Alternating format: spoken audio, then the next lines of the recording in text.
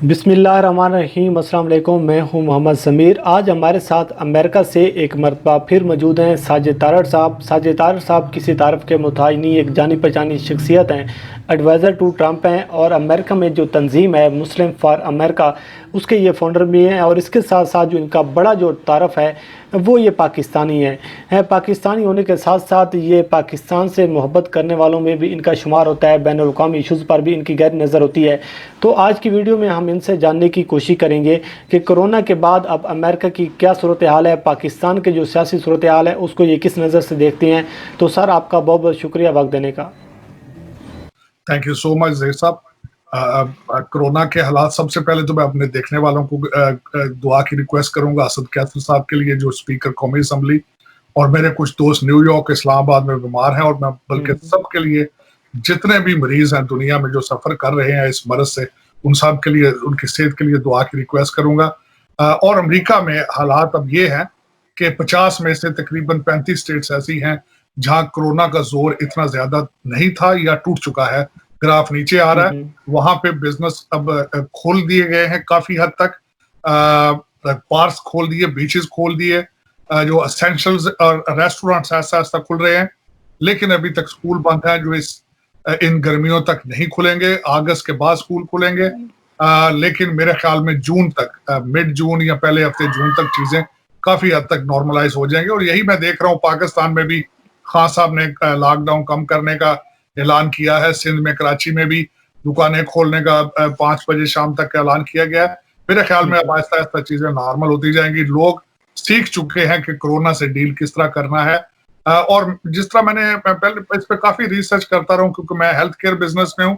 ये इतना खतरनाक नहीं है अनटिल यू आर 60 या 70 प्लस, और कोई आपको क्रॉनिक मरज पहले ही हो, आप हाई रिस्क पेशेंट हो किसी चीज के, तो आपके लिए इम्यून सिस्टम आपका कमजोर हो तो आपके लिए खतरनाक है। वरना ये एक नॉर्मल फ्लू की तरह है, और आप इसके सिम्टम भी वैसे ही। अच्छा सर, जिस तरह अभी आप कह रहे हैं कि ये जो अमेरिका में कुछ रियासतें हैं वो अब ओपन होना शुरू हो गई हैं, तो हमारे नाज़रीन को थोड़ा सा ये बताइएगा कि अमेरिका की मईशत के हवाले से क्या ख़बरें हैं, कि क्या अमेरिका की जो मईशत है इससे वो उसको धचका लगा है, या फिर अमेरिका की जो मईशत है वो किसी न किसी सतह पर दोबारा बहाल होने में एक बहुत जल्द रिकवरी हो जाएगी अमेरिका की। आप उसको किस नज़र से देखते हैं? नहीं, इसका मैं यहाँ पे मैं ये मेंशन करूंगा, अमेरिका में $8 ट्रिलियन का पैकेज दिया गया था इसको, इस मसले से निपटने के लिए। हर बंदे को घर में बैठे हुए $1200 का चेक भेजा गया, $500 हर बच्चे का दिया गया। उसके बाद जिस स्टेट में, हर स्टेट ने ग्रांट्स दी हैं। ग्रांट्स का मतलब ये होता है कि पैसे देना, वापस नहीं लेने। उन्होंने कारोबारों में, न्यूयॉर्क में $27,000 तक की ग्रांट दी गई। यहाँ मैरीलैंड में $10,000 तक की ग्रांट दी गई। आसान शर्तों पे कर्जे दिए गए लोगों को। 3-3 महीने के रेंट जो है वो डिले किए गए। लोगों के पास पैसे मौजूद हैं। लोग अब निकलेंगे। और मेरे ख्याल में अगर इकोनॉमी की असल डेफिनेशन देखी जाए तो वो सर्कुलेशन ऑफ वेल्थ, जितनी जल्दी पैसा हाथ चेंज करेगा उतनी तेजी से इकोनॉमी बहाल होगी। अब देखेंगे, जो ही लोग बाहर निकलेंगे, लोग वेकेशनों पर जाएंगे, लोग शॉपिंग करेंगे, लोगों के पास पैसा मौजूद है अमेरिका में। लेकिन बाहर निकलने की अभी तक उतनी सहूलियात मौजूद नहीं है। जो ही उसका ऐलान किया जाएगा, अमेरिका की इकोनॉमी को कोई प्रॉब्लम नहीं है। सिर्फ वो कंट्रीज जहां पे पहले ही इकोनॉमी नहीं थी, लोग डेली बेसिस पे जिंदगी गुजार रहे थे, वहां पे मुश्किलात होंगी। अमेरिका एक सुपर पावर है, उसके पास अपने रिसोर्सेज हैं। वो उसको डील करने के लिए उनको पता है वो किस तरह करना है, और वो कर रहे हैं। यहाँ पे अब किसी चीज की कोई कमी नहीं है।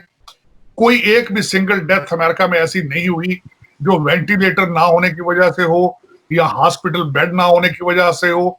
कोई सुपरमार्केट ऐसी नहीं थी जो किसी भी को खाने वाली चीज की किल्लत हुई हो। तो अमेरिकन इकोनॉमी को कोई इतना मसला नहीं है। असल में सिर्फ डेवलपिंग कंट्रीज के लिए चीजें होंगी, या कुछ कारोबार ऐसे जो पहले ही स्ट्रगल कर रहे थे, जिस तरह के कुछ एयरलाइंस हैं। सबसे पहला जो एयरलाइन जिसने बैंकरप्सी का दिया है वो वर्जिन ऑस्ट्रेलिया है। यहाँ अमेरिका में अभी किसी बड़ी एयरलाइन ने बैंकरप्सी नहीं दी है।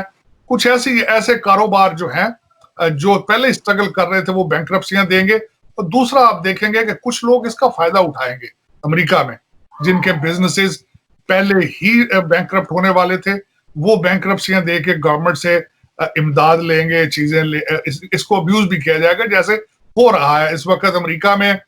जिस तरह मैं एक मिसाल आपको दूं कि मास्क और आपके जो सैनिटाइजर थे, उस पे इतना फ्रॉड पहले हो चुका है कि लोग ऑर्डर ले लेते हैं, फिर चाइना में उसके ऑर्डर प्लेस करते हैं, चाइना से माल नहीं आता, चाइना वाले फोन उठाना छोड़ देते हैं, और इसी तरीके से यहाँ पे भी फ्रॉड हो रहा है पूरी दुनिया में। आपको पता ही है, जब कोई इस तरह की आफत मुसीबत आती है, कुछ लोग ऐसे होते हैं जो नेगेटिव माइंड सेट के, उन्होंने भी अपना कारोबार चलाना होता है। तो मेरे ख्याल में यहाँ भी हो रहा है, पाकिस्तान में भी होगा, इसके नाम पे लूटा जाएगा, कुछ लोग चंदे इकट्ठे करेंगे इसके नाम पर, और फिर उसको लूटेंगे, खाएंगे। तो सर, जिस तरह भी आप बात कर रही हैं अमेरिका की, और अमेरिका ने जिस तरीके से लॉकडाउन में नरमी की है और जो इकदाम उठाए हैं, लेकिन अगर आप पाकिस्तान को देखें तो जब इमरान खान साहब ने लॉकडाउन ख़त्म करने का ऐलान किया भी, और इससे पहले भी अगर आप देखें जो लॉकडाउन में नरमी करने का ऐलान किया गया था, तो ऐसी सारी सूरत हाल में अब जब लॉकडाउन ख़त्म करने का ऐलान किया गया है, तो ऐसे में जो आवाम है वो तो पाकिस्तान की खुश है, लेकिन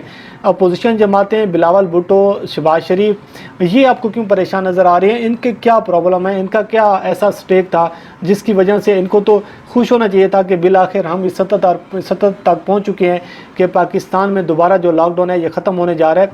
लेकिन इस इशू पर वो भी सियासत कर रहे हैं और इमरान खान पर तनकीद भी की जा रही है, और वो इससे खुश नज़र नहीं आ रहे। तो आपको इसकी क्या वजह नज़र आती है? देखिए, यहाँ पे डोनाल्ड ट्रंप साहब ने आज से कुछ हफ्ता पहले प्रेस कॉन्फ्रेंस में कहा कि अगर मैं एक ऐसी दवाई इजाद कर लूं, एक ऐसी टैबलेट इजाद कर लूं कि जिससे खाने से कोरोना खत्म हो जाए, तो जो मीडिया और अपोजिशन उसको भी नहीं मानेगी। बिल्कुल उसी तरीके से बिलावल भुट्टो साहब, जो कि मैं उनको सियासी आदमी नहीं मानता, क्योंकि उनकी पार्टी के अंदर सियासी इक़्तिदार नहीं है, वो खुद अभी बच्चे हैं, उनके पास बड़े बड़े बाबे पुराने थे जो सियासतदान थे उस पार्टी में, उनके सामने वो बच्चा खड़ा करके लास्ट नेम उसका भट्टो रख के एक मजाक कर दिया गया है। उसने तनकीद करनी है। आज इमरान खान साहब अगर इसका इलाज भी निकाल लें तो शहबाज शरीफ और ये भुट्टो फैमिली ये खुश नहीं हो सकते। अब मैं इन दोनों पार्टियों से ये पूछूंगा, पाकिस्तान के पास सलाहियत ही नहीं है कि वो टेस्ट कर सके और मरीजों को हॉस्पिटल्स में जगह दे सके। एक डेवलपिंग कंट्री है, स्ट्रगलिंग कंट्री है, वहां पे सिर्फ एक काम कर सकती थी गवर्नमेंट, कि लोगों को अवेयरनेस दे कि इस मर्ज से बचना कैसे है। मेरे ख्याल में खान साहब ने बहुत अच्छा किया। मैं खान साहब का बड़ा फैन हूं। खान साहब के पास टीम का फुकदान है, लेकिन खान साहब की नीयत पे कोई शक नहीं किया जा सकता। और ये शहबाज शरीफ और ये जो भुट्टो फैमिली, जो वो जिस तरह मैं कहता हूं ना कि वो दो नारे लगा, दो पार्टियों के अफसोस के नाथ के साथ मैं कहता हूं, वो एक पार्टी कहती है भुट्टो आज भी जिंदा है, और दूसरी पार्टी कहती है खांदे सण ते लांदे भी सण। ये इनके सियासी इनके अफकार हैं। मेरा दोनों फेल हैं, दोनों लुटेरे हैं, करप्शन की दास्तानें हैं, और इनको चाहिए कि अब जरा थोड़ा सा कंट्रोल करें। खान साहब को 5 साल पूरे करने दें। खान साहब, मेरे ख्याल में खान साहब की नीयत में कोई शक नहीं, लीडरशिप, विजन, नॉलेज उनका रिमार्केबल, पाकिस्तान का इमेज उन्होंने बहुत ठीक किया पूरी दुनिया में। और ये दूसरे लोग, इनको चाहिए कुछ अरसा सब्र करें और अपनी बारी का इंतजार करें। मेरा मकसद है, सियासत एक ऐसा चीज है, सियासत एक बहुत बड़ा एक इंतकाम होता है, और इन्होंने बहुत लूटा है इन लोगों ने पाकिस्तान को, और पाकिस्तान का इन्होंने सत्यानाश किया है, इसकी इमेज खत्म किया इन्होंने पूरी दुनिया में। अब थोड़ा अरसा थोड़ा आराम करना चाहिए। बिलावल भुट्टो साहब के लिए मशवरा है कि वो उर्दू की क्लासें को लें पहले, सबसे पहले। इनकी परेशानी की वजूहात मैं आपको ये बताता हूँ। खान साहब के लिए सबसे बड़ा खतरा क्या है? एक तो इन दोनों पार्टियों के पास इतना पैसा है अरबों के हिसाब से, और वो उसको इस्तेमाल भी करते हैं। वो एस्टेब्लिशमेंट को भी देते हैं, लगाते हैं पैसे ताकि एस्टेब्लिशमेंट कोऑपरेट ना करे। वो सियासतदानों पे भी लगाते हैं पैसे अरबों। खान साहब के खिलाफ अरबों रुपयों का इस्तेमाल होता है उनको डिस्टेबलाइज करने के लिए। सबसे पहला तो खतरा ये है। दूसरा, पाकिस्तान में माफिया मौजूद हैं, जिस तरह शुगर माफिया है। अभी खान साहब के लिए इस वक्त शुगर माफिया एक चैलेंज बन चुका है, जिन्होंने अरबों के हिसाब से करप्शन की और हर साल करते हैं, आज पहली दफा नहीं की। ये माफिया जो है, अब मैं छोटी सी आपको मिसाल लेता हूं। पाकिस्तान में 78 शुगर मिल्स हैं, वो एक भी शुगर मिल किसी शरीफ आदमी की नहीं है। वो हर शुगर मिल का मालिक एक लुटेरा है, फ्रॉडिया है। वो मिल के डाके मारते हैं, उन सब के रिश्तेदारियां हैं एक दूसरे से, पार्टनरशिपें हैं एक दूसरे के साथ। वो एक अब इतना स्ट्रांग माफिया है जिनके पास अरबों रुपयों बैंकों में पड़े हैं और अरबों के हिसाब से पास पैसा उनका बाहर पड़ा है। वो जिस वक्त जिसको मर्जी डिस्टेबलाइज कर दें, क्योंकि पैसा पैसा फेंकते हैं, एस्टेब्लिशमेंट पीछे पीछे जाती है। हमारे पाकिस्तान आपको पता ही। और दूसरा एक अलमिया ये है कि पीपल्स पार्टी के अपने करप्ट अफसर हैं, नून लीग के अपने करप्ट अफसर हैं। उन करप्ट अफसरों को अब पता नहीं चल रहा कि ये थर्ड पार्टी जो है इमरान खान साहब की, इनके साथ डील किस तरह करना है। उनको अभी तक एतमाद नहीं उन पे आ रहा, उनका अभी दिल नहीं बैठ रहा उन पे। तो वो रोज रंग, क्योंकि मैंने एक छोटी सी बात बताना चाहूंगा, पाक कहीं भी पूरी दुनिया में सियासतदान ब्यूरोक्रेसी एस्टेब्लिशमेंट की मर्जी के बगैर करप्शन नहीं कर सकता। उसके साथ एक इनसाइडर शामिल होता है। खान साहब को मेरा मशवरा यह है कि अब हर पाकिस्तान में हर बंदे के पास स्मार्टफोन है। उस आपके जो चैनल हैं, जो पाकिस्तान में जो चैनल चल रहे हैं, वहां कोई एंटरटेनमेंट नहीं है सिवाय टॉक शोज के। अब हर बंदे को एक एक सेकंड की खबर है कि क्या हो रहा है। खान साहब, आपका अकाउंट, आपका जो एक मैंडेट था कि आप अकाउंटेबिलिटी करेंगे, आप चोरों से पैसे लेंगे, आप नहीं ले रहे हैं, लोग मायूस हैं। आपको जो आपका सपोर्टर कौन था? आपका सपोर्टर पढ़ा लिखा बेरोजगार नौजवान था। आप जितनी डिले कर रहे हैं, आप जितना नैब को मॉडिफाई कर रहे हैं, ये आपको नुकसान पहुंचाएगा।